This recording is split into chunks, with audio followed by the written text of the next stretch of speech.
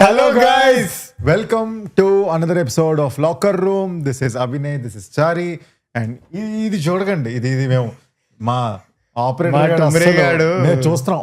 ఒక్క ఎపిసోడ్ కైనా మారుస్తాడని. లాస్ట్ ఈ లైవ్ ఎపిసోడ్స్ మొత్తం లైవ్ ఎపిసోడ్ 33 అని ఉంది. లైవ్ ఎపిసోడ్ 33 ఏంటో తెలుసా? SRH వర్సెస్ CSK, అదే 32 కదా. సర్లే, అదేదోటి తప్పు పెట్టాడు మనడు గుణ. సో అప్పటి నుంచి అలా నడుస్తుంది. సో అవన్నీ పక్కన పెట్టండి, ఎందుకో అంత ఫిల్లర్ కబుర్లు. అదే నేనే కదా మొదలెట్టాను, సారీ. ఈరోజు ఒక క్రేజీ మ్యాచ్ జరిగింది. నిన్న క్రేజీ మ్యాచ్ జరిగింది. నిన్న so Tilak Varma with crazy finish.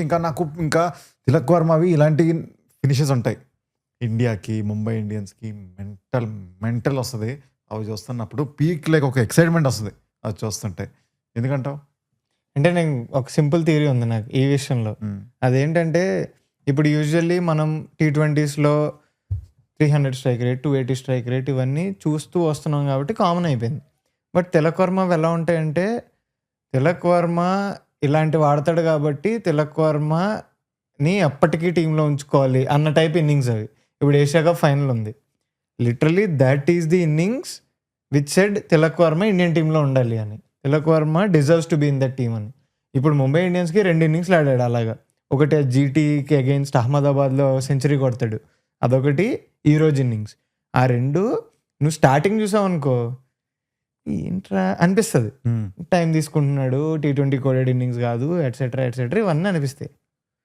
కానీ భయ్యా ఫినిషెస్, తిలక్ వర్మ ఎలా ఫినిష్ చేస్తాడంటే అవి క్లచ్ స్టఫ్, ఇంకా పీక్ క్లచ్ అనమాట. ఈ రోజు అయితే బాబోయ్ ఎంత క్రేజీ ఇన్నింగ్స్ ఆడాడంటే, ఈరోజు literally he was like match winners అనే వాళ్ళు అంటూ ఉంటారు. ముంబైలో ఎంతమంది మ్యాచ్ విన్నర్స్ ఉన్నారా at the start of this tournament?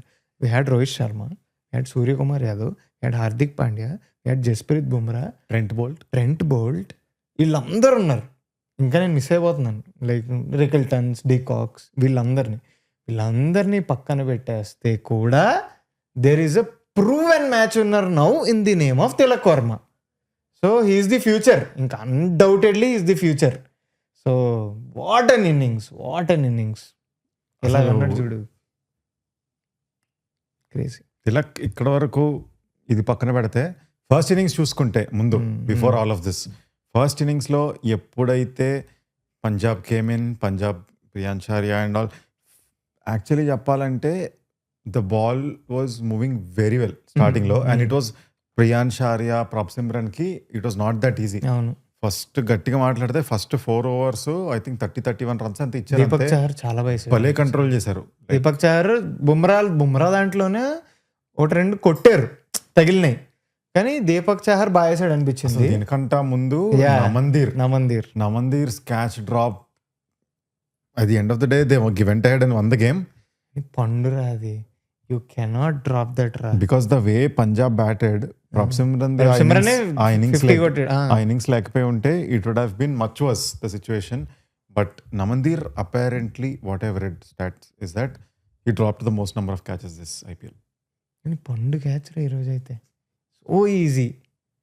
కానీ ఏమో మొత్తానికి ప్రియాంశార్య నేను ఇంకోటి ఏం గమనించా, వాళ్ళ పవర్ ప్లేలో షార్ట్స్ ఆడుతుంటే నో మ్యాన్స్ ల్యాండ్లో బాల్ పడ్డాలు, జస్ట్ అవాయిడ్ అవుతూ ఫీల్డర్ని అవాయిడ్ అవుతూ బాల్ నో మ్యాన్స్ ల్యాండ్లో పడ్డాలు చాలా జరిగినాయి.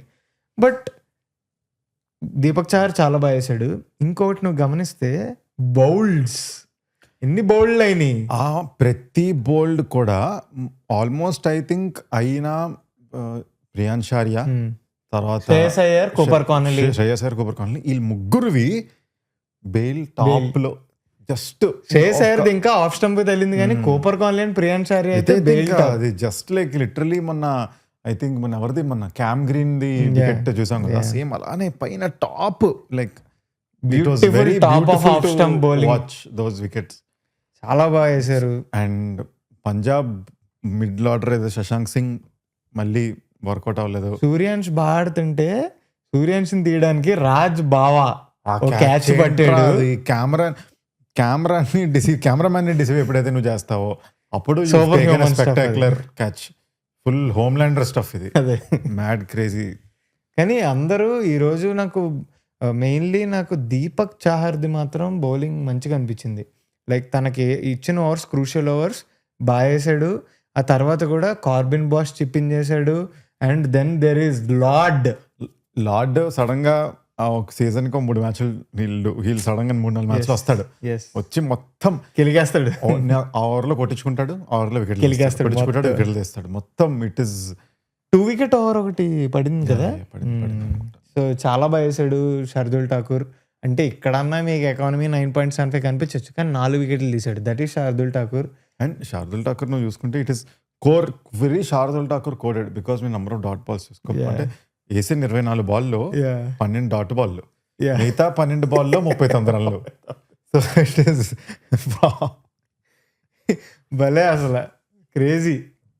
సో అండ్ ఇంకొకటి finally after like literally 150 odd matches, the man Jasprit Bumrah gets to captain Mumbai Indians. Jadeja తర్వాత అన్ని ఎక్కువ మ్యాచ్లు తీసుకుని క్యాప్టెన్సీ చేసింది బుమ్రా అంట. బట్ బుమ్రా కూడా ఆ ఫిఫ్త్ బౌలర్ని రొటేట్ చేయడానికి రఘు శర్మ కొట్టించుకున్నాడని చెప్పి ఒక ఓవర్ ఏమో విల్ జాక్స్తో ఇలాగ మేనేజ్ చేశాడు. ఒక ఓవర్ రాజ్ బావాతో మేనేజ్ చేశాడు. ఓకే, మొత్తానికి అది చేసి ఇది చేసి వాళ్ళు ఎంత స్ట్రగుల్ అయినా 200 కొట్టారు. బికాస్ వాళ్ళకి లాస్ట్ లో ఒమర్ జాయ్ వచ్చి క్విక్ నాక్ కొట్టాడు, అది వాళ్ళకి పీక్ చాలా బాగా హెల్ప్ చేసింది. At the end of the day ఏమైనా లాస్ట్ కి 200 పెట్టారు. And 200 is psychologically it's a good score. It is a par score on that ground. It is a par score. And one more thing ఏంటంటే Punjab would have had the upper hand also, because even though okay Suryakumar ఫామ్లో లేడు, సూర్యకుమార్ ఉన్నా నువ్వు అనుకోవచ్చు సూర్యకుమార్ పెద్ద ఆటలేదు కదా అది అని. But at the end of the day Suryakumar Yadav, if Suryakumar Yadav is not there, నీకు అది లేదు, ఆ క్వాలిటీ అక్కడ లేదు. కాబట్టి you still have that thing. But ఎప్పుడైతే మ్యాచ్ స్టార్టింగ్లో ఫస్ట్ 6 ఓవర్లు అవుతున్నాయో, ఒక పక్క రికుల్టన్ చాలా బాగా ఆడుతున్నాడు, రికుల్టన్ కొడుతున్నాడు, ఇంకో పక్కన Rohit Sharma was not able to convert this thing. And నాకు ఏమనిపిస్తుంది అంటే ఇలాంటి వాటిల్లోనే అనిపిస్తూ ఉంటుంది ఏంటంటే ఓకే రోహిత్ శర్మకి ఆ ఇంజురీ అవ్వడం వల్ల రోహిత్ శర్మ ఫీల్డింగ్ చేస్తే ఎందుకు ఆ ఇంజురీని మళ్ళీ కొంచెం ఏమన్నా స్టార్ట్ అయిపోద్దేమో అని చెప్పి ఓన్లీ బ్యాటింగ్ ఆడిస్తారు. నేను ఇది గమనించేది ఏంటంటే అంత టచ్లో ఉండర్రా. మెయిన్లీ ఇలాంటి పిచ్చెస్ ఉన్నాయి చూడు, వాట్ ఎవర్ దీస్ కొంచెం సీమ్ మూమెంట్ ఉన్న పిచ్చెస్, అవి నీ గ్రౌండ్ మీద ఉండక సడన్గా నువ్వు గ్రౌండ్ మీదకి వచ్చి నువ్వు నీ ఇన్నింగ్స్ ఓపెన్ చేసి ఆడాలి అంటే కొంచెం ఇబ్బంది. మా నోడి క్లోజ్ ఫ్రెండ్ కూడా ఇదే ప్రాబ్లం, ట్రావిస్ హెడ్. వాళ్ళిద్దరూ ఇట్ ఈస్ లైక్ దానికి అది ఎంతో కొంత ఎఫెక్ట్ చేస్తుంది. ఈ రోజు రోహిత్ శర్మ స్పార్క్స్ ఉండే, మంచి షాట్లు ఉండే, కానీ ఓవరాల్ ఇన్నింగ్స్ వాజ్ కొంచెం టచ్ అండ్ గో. అండ్ చాలా మంచి బాల్ అవుట్ అయ్యాడు. చహల్ అయితే చాలా మంచి బాల్, అది కొంచెం అన్ప్లేయబుల్. సో అలాంటి బాల్కి అవుట్ అయ్యాడు కాబట్టి రోహిత్ శర్మ వీక్ అంటే లైక్ ఇట్స్ ఓకే. ఇంకా అప్పటి నుంచి ఉండుంటే టీ ఆఫ్ అయ్యేవాడేమో బాగా. రికిల్టన్ కూడా చాలా బాడాడు, 22 balls 48 is a very good score. ఒక పాయింట్ ఆఫ్ టైంలో 10 ఓవర్లు అయిపోయేసరికి నమందీర్ ప్రతి మ్యాచ్ చాకరీ చేసిన నమందీర్ పాపం ఈరోజు చెప్పాడు. సో కానీ ఎప్పుడైతే 10 ఓవర్లు అయ్యో 10 ఓవర్లకి 2 టీంలు were same very same, almost 88-89 runs కొట్టారు. కానీ వీళ్ళకి ఒక 2-3 వికెట్లు పడిపోయి వీళ్ళకి. కానీ ఎప్పుడైతే తిలక్ వర్మ రుతర్ఫర్డ్ పార్ట్నర్షిప్ ఉందో, రుతర్ఫర్డ్ లిటరలీ ఒక పక్కన already you are chasing a very big target. అంటే 10 runs per over is not easy because నీకు తర్వాత బ్యాట్స్మెన్స్ లేరు. కొద్ది గొప్ప సరే, కొద్దిగా రాజ్బావా కొద్దిగా ఆడతాడు, విల్ జాక్స్ ఆడతాడు, దాని తర్వాత బాష్ కూడా ఆడతాడు. కానీ you're chasing a big target. And Rutherford కూడా ఫామ్లో లేడు. ఇప్పుడు ఏం చేస్తారు అనుకుంటే రుతర్ఫర్డ్ ఏం చేయట్లేదు. అటు పక్క ఒక పక్క ప్రెషర్ వస్తుంటే ఆ ప్రెషర్ని మొత్తం తీసుకెళ్ళి తిలక్ అన్నాడు. అండ్ తిలక్ లిటరలీ ప్రెషర్ అంతా లోపల కొట్టాడు, గ్యాప్స్ ఫైండ్ చేసాడు, గ్యాప్స్ ఫైండ్ చేసి 4లు కొట్టాలు. స్టేడియం బయట పోయింది ఆ బాల్, 106 meters అది.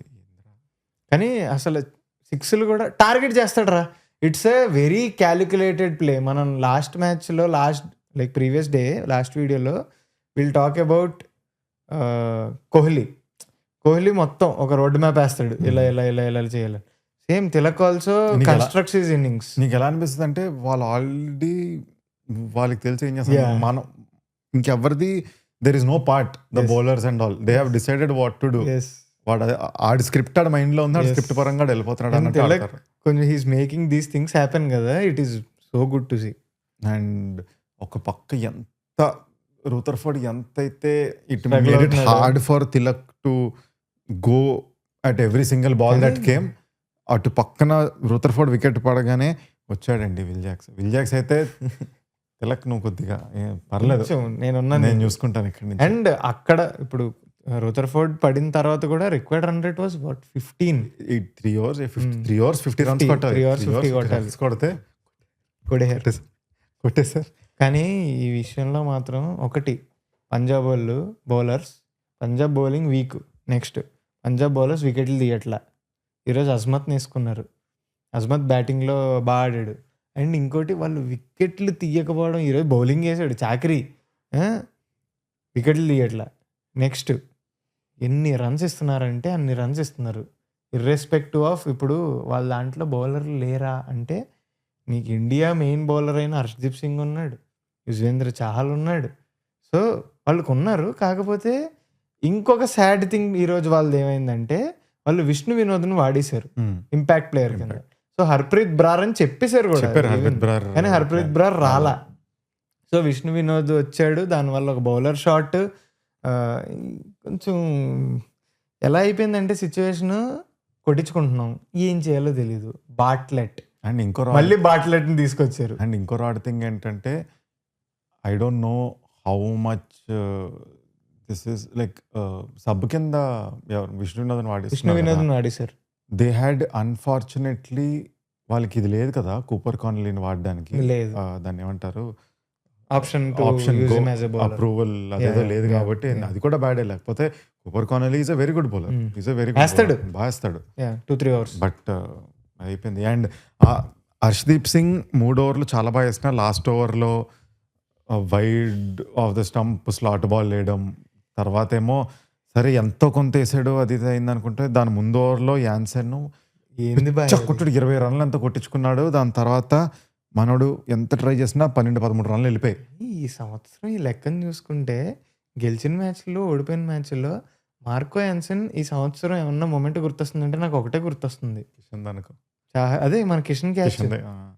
ఇంకేమీ లేవు. ఏంట్రా 13.75 ఎకానమీ, బ్యాటింగ్గా లేదు. ఇట్ ఈస్ లిటరల్లీ ఒక season to forget. And Marco Jansen wicket కూడా ఈరోజు చూస్తే ఐ థింక్ రాజ్బాబా అనుకుంటాను తీసిన సార్, చూడు రాజ్బావే అనుకుంటాను. రాజ్బాబా ఓవర్లో మనోడు తీస్తాడు, అది లిటరలీ డిసీవ్ అయిపోతాడు, బాల్ బౌన్స్ అయ్యి కిందకు వస్తుంది, ఎక్స్పెక్ట్ చేయలేదు అసలు మనోడు. ఏందో పాపం పంజాబ్ వాళ్ళు Shardul Thakur who would have imagined అసలు ఫస్ట్ 7 matchesలో ఒకటి నో రిజల్ట్, 6 గెలిచిన పంజాబ్ వరుసగా 5 ఓడిపోతుందని ఎవడరా అనుకునేది.